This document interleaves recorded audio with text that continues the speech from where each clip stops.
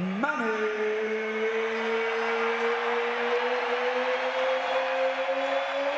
Pacman Producing El Azteca, Mario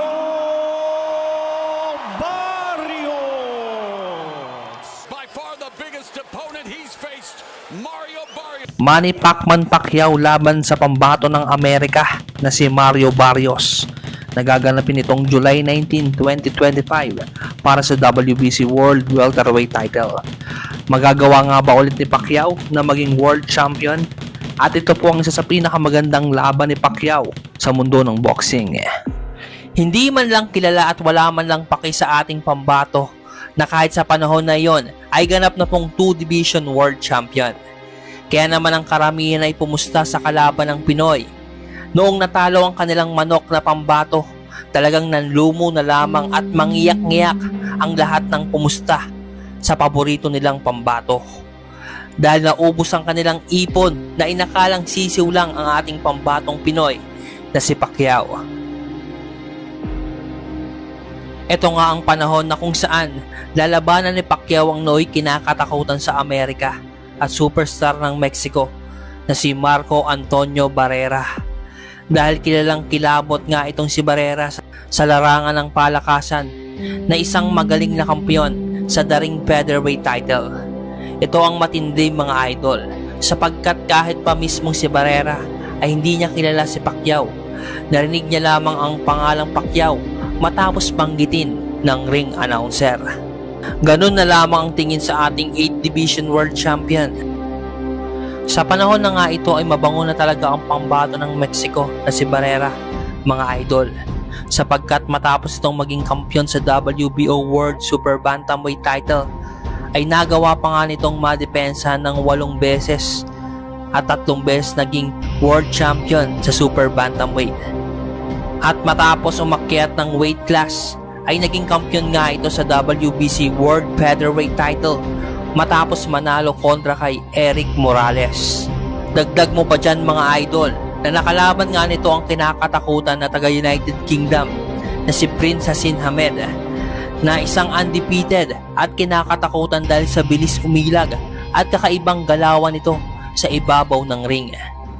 Dito nga ay pinatunayan ni Antonio Barrera na mas malakas ito dahil tinalo niya ito via knockout. Kaya naman maraming boxing analysts at boxing fans na hindi daw makakatagal ang ating pambato na si Manny Pacquiao. At bilang lang sa 10 daliri ang pag-asang manalo kontra sa sikat at kinakatakutan na si Marco Antonio Barrera. Round 1, matinding palitan agad. Talagang nagulat dito si Barrera dahil sa bilis at lakas na ipinapakita ni Pacquiao. Dito nga ay binilangan si Pacquiao, pero kung inyong makikita ay naapakan po ang paa dito ni Pacquiao, kaya agad nagreklamo. Ganun pa man mas lalong naging agresibo dito si Pacquiao sa pagkakabagsak nito. Upstairs through the guard. Left hand counter by Barrera. Now he lands the jab. He's closed the distance between the two of them. A man call that a knockdown. I'm not sure. Accurately when Pacquiao lands over the top. Now Barrera goes with the body, the left hooks. Pacquiao coming upstairs with a left uppercut. Great action. He stepped forward 1 step to get into range to land his jab, and since that time, he's been tactically in control. Matitinding body shot po ang pinapakawalan dito ni Pacquiao. Hard body shots from Pacquiao. And at this stage, the clear punches for the most part is still being landed by Pacquiao. Manny Pacquiao has come out with a determined round. Talagang dito pa lamang sa round 1 ay bugbog na agad ang kanilang pambato. Makikita sa pagmumukha ng mga manonood na nag-aalala dahil nga sa sinapit ng kanilang pambato. He's been a fighting professional for 50 years, or 15 years I should say. A lot of those fighters were the victims, so to say, of bad decisions. I don't think the Pacquiao's going to take off in the last few rounds. At dito na nga nakabawi ng knockdown ang ating pambansang kamao na si Manny. Matapos magpakawala ng kaliwa ang ating pambato. Hard left hand, straight on the back by Pacquiao. Down goes Barrera. He's been knocked down 3. Barrera has also begun to block more of Pacquiao's punches upstairs with his gloves. So Barrera making a key. Well, quite a fight they tried, without question, to wipe that wet spot. They were using paper towels, then they used the towel. It gets wet from sweat, there's no question. This fight there is perceived as Ali Frazier. Going to have to counter to victory tonight if he's going to be able to win. At this stage, Barrera still looks like he's very vulnerable for that. Barrera getting 3 chances to counter with the left hook, but taking a lot of leather to do it. Barrera's left eye is now starting to swell badly.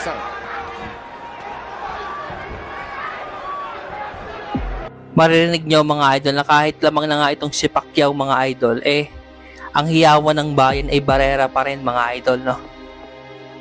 Poker-faced assassin. It'd probably be better to call him the poker-faced assassin. He never shows emotion in the ring.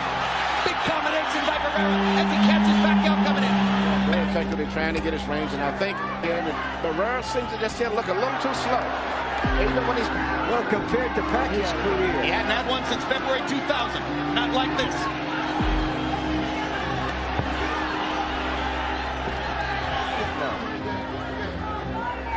it's probably a market sometimes. But Pacquiao, Another hard left hand for Pacquiao, who's getting a chance to talk. draws his right hand to his right side of his head, which means he's very, very vulnerable for straight down. Talagang halos depensa na lang ang ginagawa dito ng kanilang pambato na si Marco Antonio Barrera. Pernell Whitaker, Barrera just doesn't seem to have. Walang magawa sa bilis at lakas na ipinapakita ng ating pambato na si Manny Pacquiao.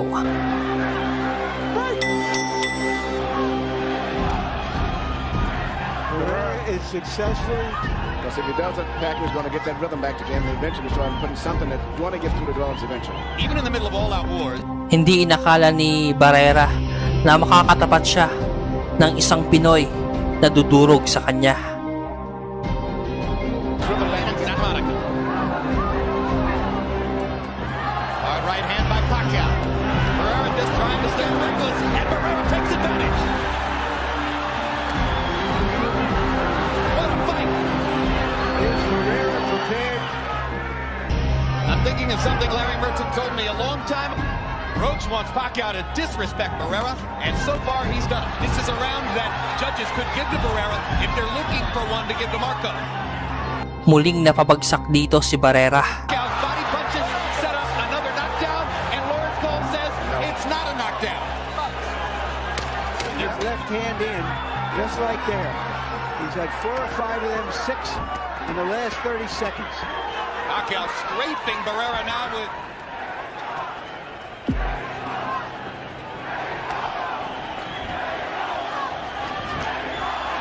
Antonio Barrera, now they know as Pacquiao tries to go ahead and finish Barrera. He's not able to even take advantage of the reduction in speed that Pacquiao is showing. If it weren't for Cole's knockdown ruling in the first round, hard left to the body by Pacquiao. That rally suggests it's a little early. It's hard. Uppercut by Barrera. They touch gloves. Freddie Roach came here to San Antonio 2 weeks earlier than he might have expected. Pacquiao trains right in Hollywood. Pacquiao going to the body effectively. Starting to dominate every area of the fight. Now Barrera gets a hard right hand back. In and outside to side control, but Pacquiao's trying to take control. Is this going to be a good fight? Because neither guy's going to accept the other guy controlling the fight. I'll take a break for the fight. These are Texas judges here tonight, too. Those governing body judges who gave Chavez his draw with Whitaker. Barrera knew exactly what Pacquiao wanted to do. He hadn't been able to do enough about it so far. Barrera now, minus 40 wouldn't hurt him. He can't win a decision.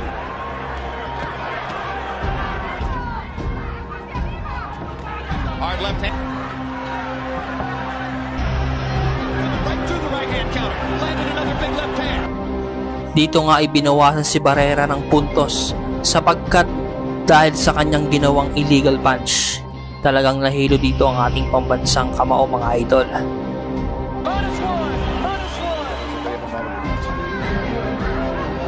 Think we're gonna get to go to Manila, guys?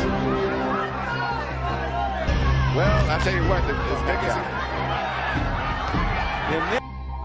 Mas lalong tumindi rito ang mga banat ng ating pambansang kamao. Now the right jab is coming. By Barrera.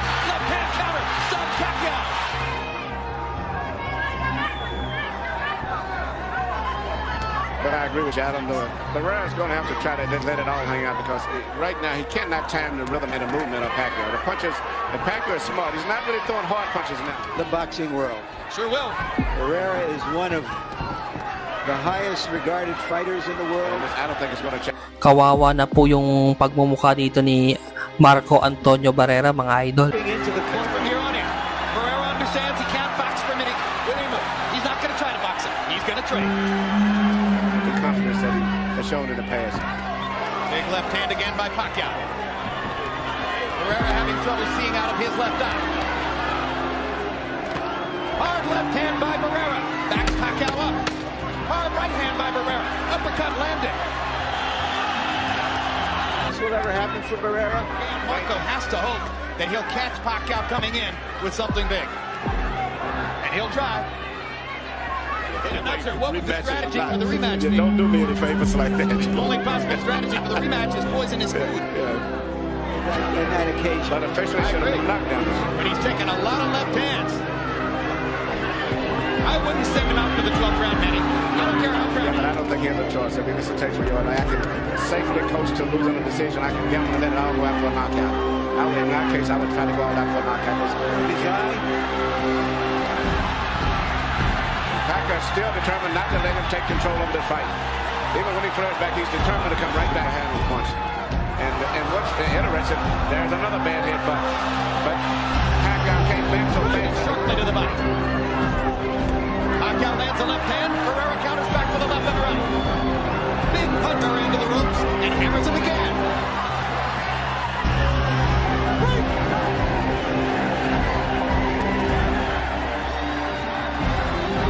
Never does a one-punch fight. Right. I don't think it's what I punishment. Left hand to the body weakens opponents. He hasn't landed that left hand to the body enough. Not quite as much power in his weight class. But it brings a lot of spirit to much like Mayorga. And that's really a quality that is hard to give a fighter. At dito na po tinigil ng kampo ni Barrera na itigil na ang bakbakan dahil sa sinapit ng kanilang pambato na si Antonio Barrera. Sunod-sunod po mga idol, kitang-kita. Anong masasabi nyo mga idol sa ipinakita ng Pinoy na si Manny Pacquiao, no? Hindi man lang daw nila kilala si Pacquiao. Ngunit sa pagtungtong sa ibabaw ng ring ay talaga namang halimaw po mga idol. At dito na po sumikat ang ating pambansang kamao mga idol sa larangan ng palakasan. Manny Pacquiao.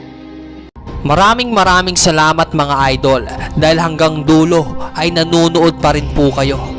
God bless you mga idol.